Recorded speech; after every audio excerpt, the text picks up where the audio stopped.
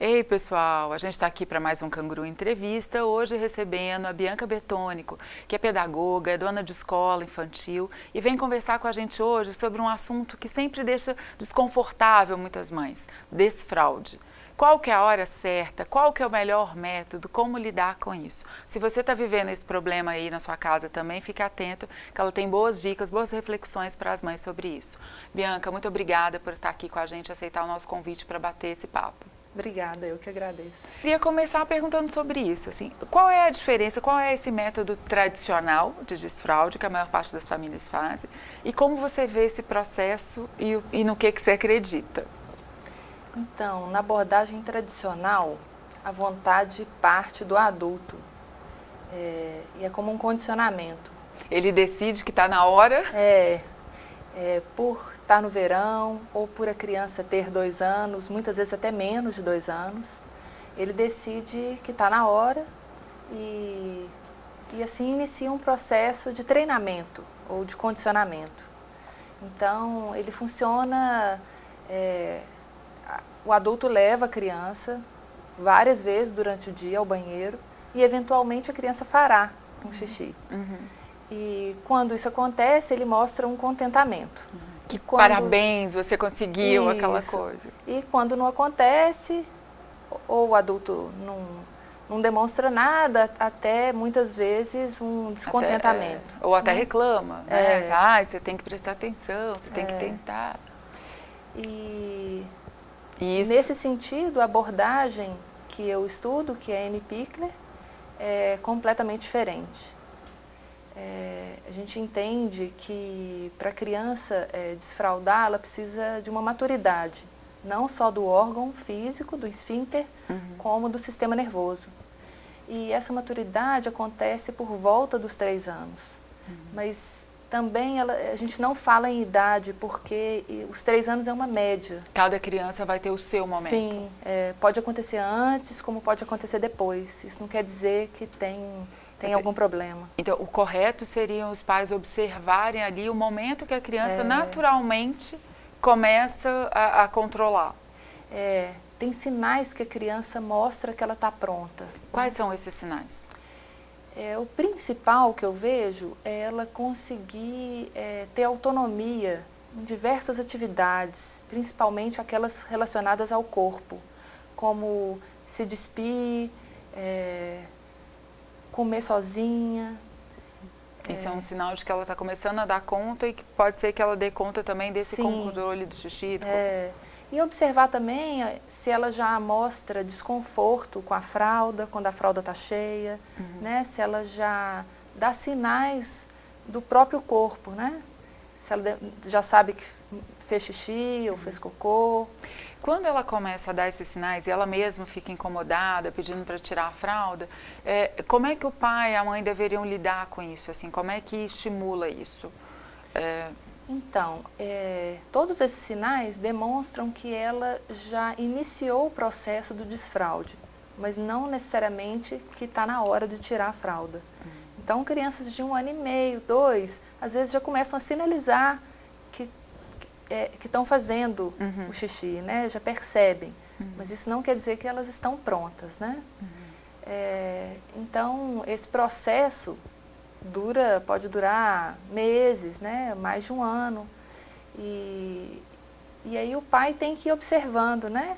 Até quando que a criança está pronta. E juntando todos esses fatores, é uma boa hora para fazer essa tentativa. Mas eu acho que o espírito é sempre a tentativa, porque o que eu sinto é que as mães, quando estão nessa fase, elas têm que conseguir, têm que marcar aquele gol, né? Ficam investidas naquilo. Pode ser um processo assim, você tenta, vê que a criança não está pronta, volta a usar o fralda, como é que você avalia isso? Então, o processo do desfraude, ele não é linear.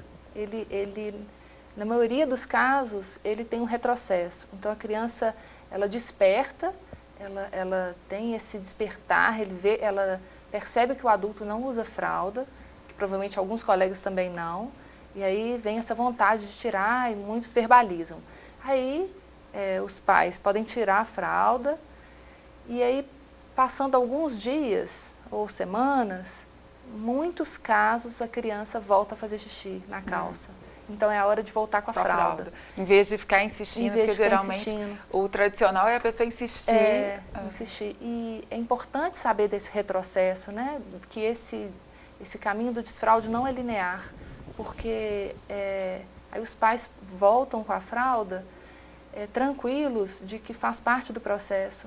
Isso não precisa ser muito falado, né? Pode ser falado com a criança, eu vejo que não está na hora, vamos colocar a fralda de novo. E a criança se sente aliviada porque realmente ainda não está na hora. Ela não está pronta. Ela não está pronta. Não é que ela não quer, ela não consegue ainda ter aquele controle.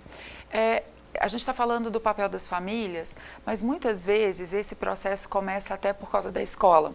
A criança foi para a escola e a escola sinaliza para a família, começa a mandar sem fralda, manda roupinha para trocar. Você acha que precisa que as escolas também tenham mais consciência desse processo natural de respeitar o tempo da criança? Com certeza. Eu vejo assim, por falta de conhecimento, né? As escolas muitas vezes, às vezes pegam uma turma de maternal, onde as crianças têm 2 anos, e desfraldam a turma inteira.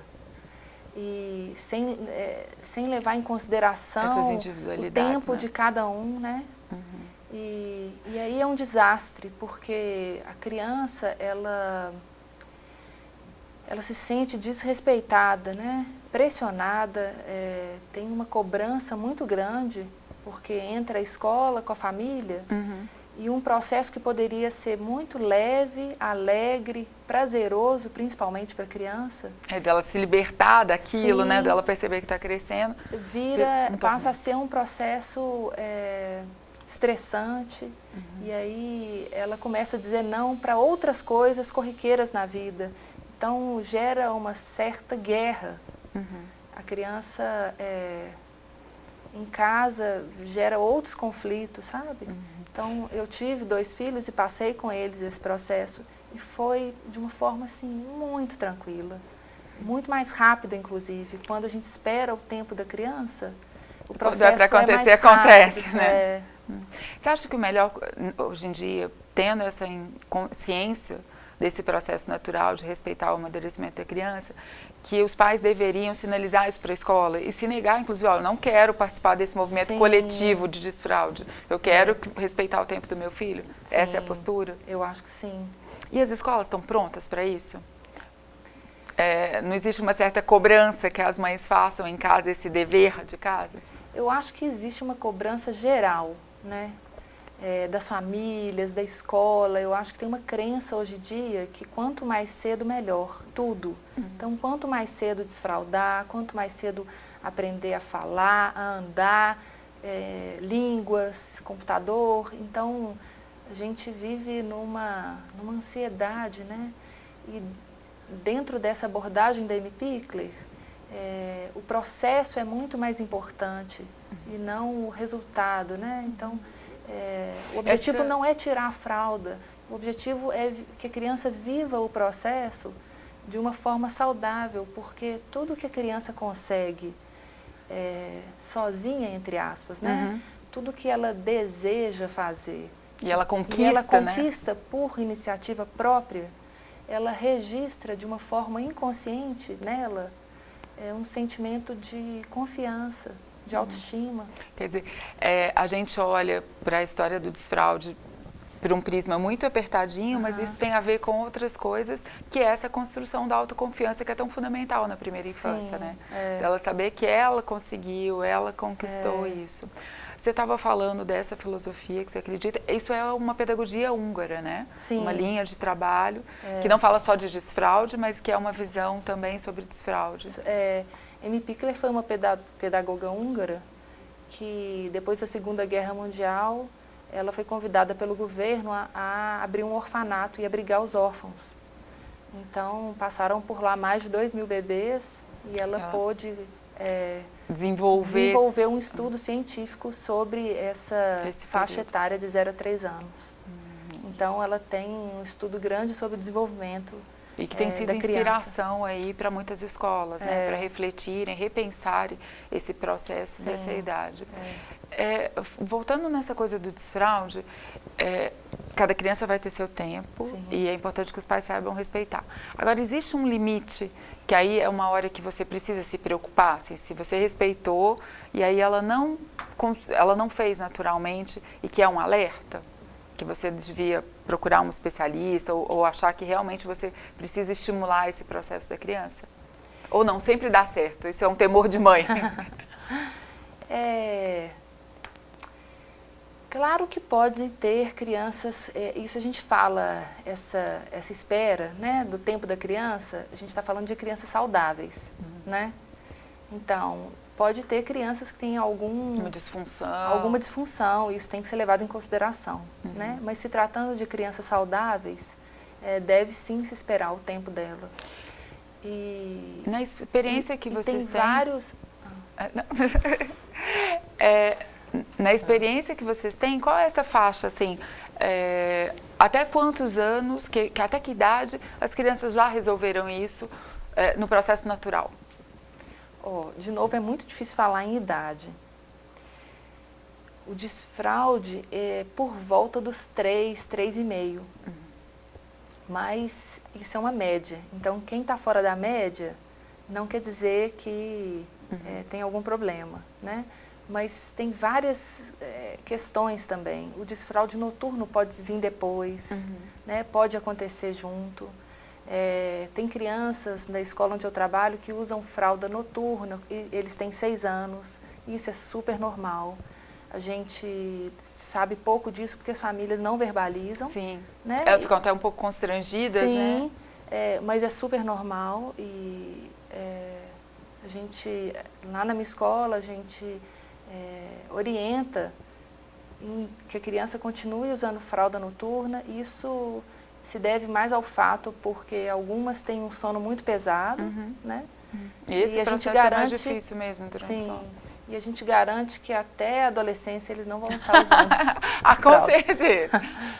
Eu acho que talvez ficar atento àquela coisa se existe uma disfunção, mas se não há nada que leve a isso, uma maior preocupação, é ter certeza de que eles serão adultos que dão conta. Sim, a gente tem que confiar no potencial da criança. Isso é um desafio grande, né? A gente duvida muito da capacidade deles. E o desfraude é só um item, né? É só um item. De todas as coisas que as crianças podem superar no processo delas, no tempo delas. E que os pais sempre ficam super ansiosos para ver acontecendo. Então, acho que, em resumo, o seu recado é menos ansiedade dos pais. É mais o tempo da criança, né? E não no nosso tempo. Né? E observar. Acho que a palavra-chave é observação, observar a criança, e aí, observando ela, a gente é capaz de respeitar o tempo dela. E respeitando o tempo dela, tem alguma diquinha, assim, que realmente vale a pena? O pinico é a melhor opção? Ou colocar o adaptador para o vaso? Tem alguma dica que você dá para as mães? Essas que já sentiram que a criança está no tempo dela. O que funciona mais? Eu acho que tanto faz o pinico ou o adaptador. Eu acho que é importante de uma forma em que ela possa ter autonomia. Então, às vezes, um degrau para ela alcançar o vaso, né, até com redutor ou pinico, acho que isso não faz diferença. O mais importante é esperar a criança ter vontade, partir dela a vontade de tirar a fralda. Tá certo. Essa é a dica. É isso, então, um excelente recado para as mães. Obrigada, Bianca, por compartilhar sua experiência com a gente. Eu que agradeço. E fiquem atentos aí. Então, se você está passando por isso, respeite o tempo da sua criança. Até a próxima.